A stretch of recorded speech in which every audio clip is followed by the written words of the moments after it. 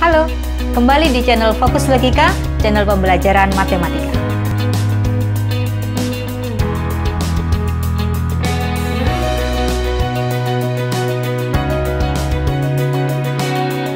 Pada kesempatan kali ini kita akan mempelajari tentang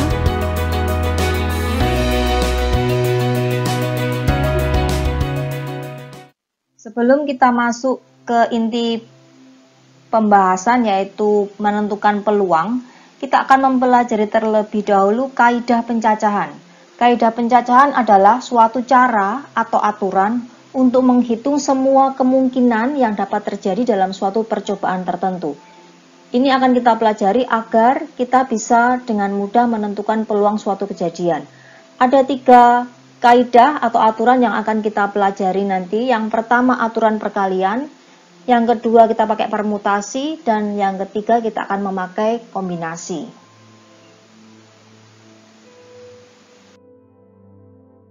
Kali ini kita akan belajar mengenai aturan permutasi. Apa itu? Kita lihat ilustrasi berikut.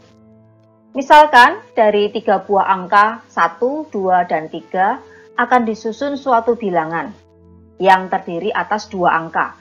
Dengan bilangan-bilangan itu tidak mempunyai angka yang sama, jadi tidak boleh berulang. Maka, susunan yang dapat dibentuk adalah 1, 2, 1, 3, 2, 1, 2, 3, 3, 1, dan 3, 2. Susunan seperti ini disebut permutasi 2 unsur yang diambil dari 3 unsur yang tersedia. Selanjutnya, kita lihat definisi permutasi. Permutasi adalah susunan dari semua atau sebagian unsur yang berbeda dari suatu himpunan dengan memperhatikan urutan. Nah, banyaknya permutasi, R unsur yang diambil dari N unsur yang berlainan tanpa pengulangan ditentukan dengan aturan, kita lihat ini PNR. Artinya permutasi R unsur dari N unsur yang berlainan tanpa pengulangan. Rumusnya sama dengan N faktorial dibagi N dikurangi R faktorial. Nah, apa itu faktorial? Faktorial itu N tanda seru ya. Kita lihat definisi faktorial. Kita belajar dulu tentang faktorial. Apa itu faktorial? Kita lihat. Untuk setiap bilangan asli N didefinisikan N faktorial sama dengan N kali N dikurangi 1 kali N dikurangi 2 kali dan seterusnya kali 3 kali 2 kali 1. Lambang atau notasi N faktorial nih dibaca sebagai N faktorial. Definisi tambahannya, untuk 0 faktorial itu didefinisikan sama dengan 1. Kemudian N faktorial itu bisa juga ditulis N kali N dikurangi 1 faktorial. Atau N faktorial juga bisa ditulis sama dengan N kali N dikurangi 1 kali N dikurangi 2 faktorial. Dan seterusnya. Misalnya 9 faktorial berarti bisa ditulis 9 kali 8 kali 7 faktorial misalnya. Penerapan soalnya kita lihat berikutnya. Sebagai contoh, hitunglah nilai dari bentuk berikut. A, 3 faktorial ditambah 5 faktorial. Bagian B, 3 ditambah 5 faktorial. Kita akan melihat di sini pengaruh tanda kurung. Ya, kita lihat bagian A dulu. 3 faktorial ditambah 5 faktorial. Sama dengan 3 kali 2 kali 1. Ini adalah 3 faktorial. Ditambah 5 faktorial, berarti 5 kali 4 kali 3 kali 2 kali 1. Sama dengan 6 ditambah 120, sama dengan 126. Sekarang kita lihat bagian B. 3 ditambah 5 faktorial. Ini sama dengan 3 ditambah 5 dulu, dijumlahkan sama dengan 8 faktorial. Jadi hasilnya sama dengan 8 kali 7 kali 6 kali 5 kali 4 kali 3 kali 2 kali 1 yang sama dengan 40.320. Jadi perhatikan di sini tanda kurung sangat mempengaruhi hasil akhir ya. Jangan sampai 3 faktorial ditambah 5 faktorial itu 8 faktorial baru dihitung. Salah nanti hasilnya, oke? Kita lihat contoh berikutnya. Tentukan nilai dari bentuk 12 faktorial kali 5 faktorial dibagi 10 faktorial kali 6 faktorial. Kita akan mengerjakan soal seperti ini dengan trik khusus ya. Kita lihat nih. 12 faktorial kali 5 faktorial dibagi 10 faktorial kali 6 faktorial. Sama dengan 12 kali 11 kali 10 faktorial dikali 5 faktorial. Dibagi 10 faktorial kali 6 kali 5 faktorial. Jadi yang atas itu berhenti sampai 10 faktorial. Mengapa? Karena di bawah, di bagian penyebut itu paling besar 10 faktorial. Jadi kita tidak perlu menuliskan sampai kali 1. Di bawah itu ada 10 faktorial, stop sampai di situ. Kemudian yang atas ada 5 faktorial, yang bawah ada 6 faktorial. Jadi 6 faktorialnya yang bisa menyesuaikan. Diganti, ubah bentuknya jadi 6 kali 5 faktorial. Sampai di sini bisa dicoret 10 faktorial dengan 10 faktorial habis. Kemudian 5 faktorial dengan 5 faktorial habis. Ternyata 6 dengan 12 juga bisa dicoret. Jadi hasilnya sama dengan 2 kali 11. Sama dengan 22.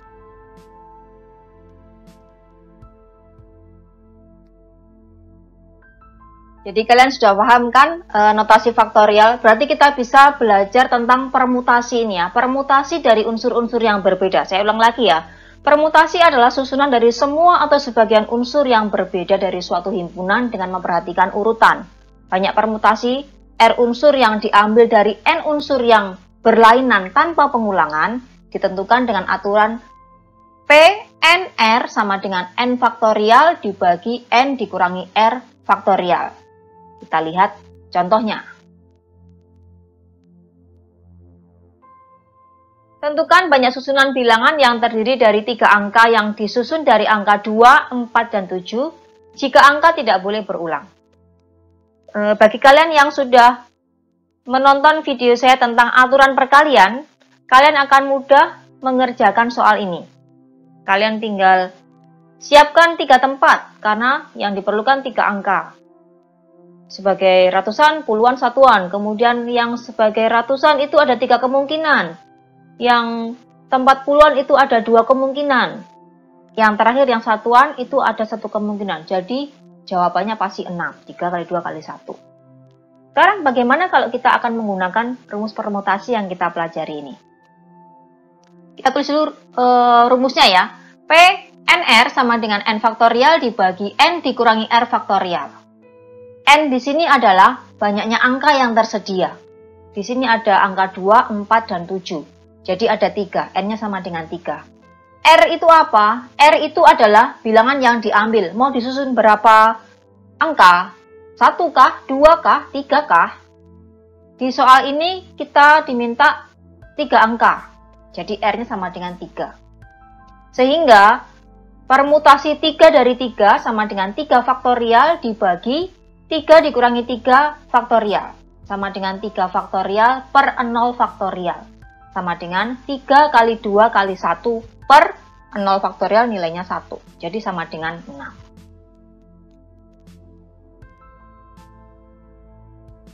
Selanjutnya kita akan belajar permutasi yang memuat beberapa unsur yang sama. Kalau yang sebelumnya kita disediakan N unsur dengan N unsur yang berbeda. Sekarang bagaimana jika yang disediakan itu N unsur tetapi ada yang sama dari N unsur itu? Kita lihat, banyak permutasi dari N unsur yang tersedia jika terdapat K unsur yang sama, sebanyak L unsur yang sama, sebanyak M unsur yang sama. Maka permutasinya adalah P sama dengan N faktorial per K faktorial kali L faktorial kali M faktorial. Kita lihat dalam soal ya. Berapa banyak susunan huruf yang berbeda yang dapat dibentuk dari kata minimum? Kita lihat dari kata minimum terdapat 7 huruf. Jadi N-nya itu adalah 7. Dari kata minimum ini ada unsur yang sama, yaitu ada 3 huruf M, 2 huruf I. Yang lain 1 ya. 1 huruf N dan 1 huruf U. Jadi kita perhatikan yang sama ini. Sehingga banyaknya susunan huruf itu kita bisa hitung menggunakan rumus permutasi yang sama dengan n faktorial per k faktorial kali L faktorial ya. Di sini karena yang sama itu huruf M dengan huruf I saja. Jadi P sama dengan 7 faktorial dibagi 3 faktorial kali 2 faktorial. Sama dengan 7 kali 6 kali 5 kali 4 kali 3 kali 2 kali 1. Dibagi 3 kali 2 kali 1 kali 2 kali 1. Kita sederhanakan yang bisa dicoret dulu. 3 kali 2 kali 1. Yang atas ada, yang bawah juga ada. Jadi 3 kali 2 kali 1 kita coret dulu. Kemudian kita cari lagi 2. 2 bawah itu bisa dicoret dengan 4.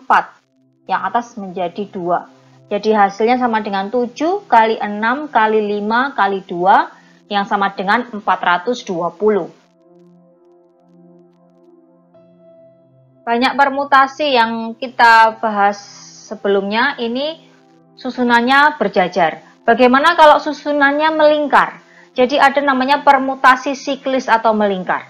Banyak permutasi melingkar dari n unsur yang berbeda ditentukan dengan aturan P siklis sama dengan n dikurangi 1 faktorial. Kita lihat dalam terapan soalnya. Dalam sebuah pertemuan yang dihadiri 5 orang akan duduk mengelilingi meja bundar. Berapa banyak susunan cara duduk mereka jika A. Semua bebas menentukan tempat duduk. B. 2 orang harus selalu duduk berdampingan. Kita lihat bagian A terlebih dahulu. Semua bebas menentukan tempat duduk. Jadi mau duduk samping siapa dengan siapa itu bebas. Tidak ada aturannya. Ini N-nya sama dengan 5 karena ada 5 peserta. Kemudian duduknya melingkar. Jadi kita pakai P siklis sama dengan N dikurangi 1 faktorial. Sama dengan 5 dikurangi 1 faktorial sama dengan 4 faktorial. Kalau dihitung sama dengan 4 kali 3 kali 2 kali 1 sama dengan 24. Bagaimana kalau 2 orang harus selalu duduk berdampingan?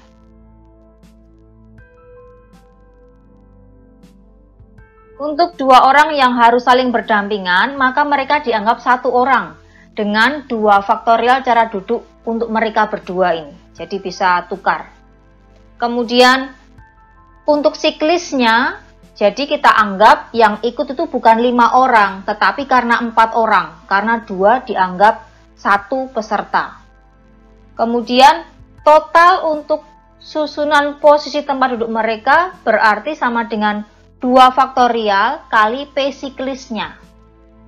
Jadi sama dengan 2 faktorial kali 4 dikurangi 1 faktorial.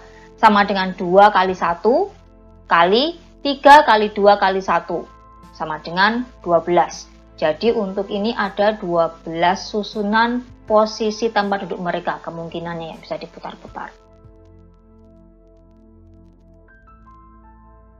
Kuis kecil ya, latih logika yuk.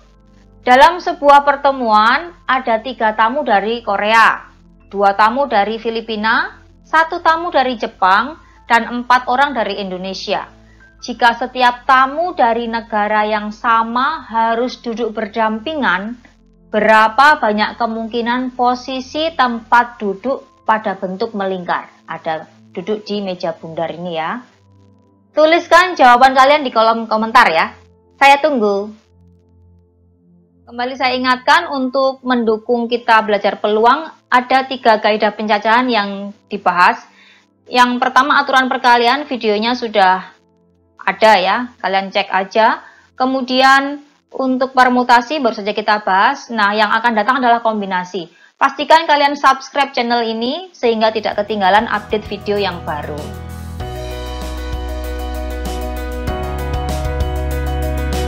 Terima kasih sudah menonton video ini sampai selesai. Semoga bermanfaat. Terima kasih juga buat kalian yang sudah subscribe channel ini. Perbanyak latihan, jangan mudah menyerah, dan tetap semangat.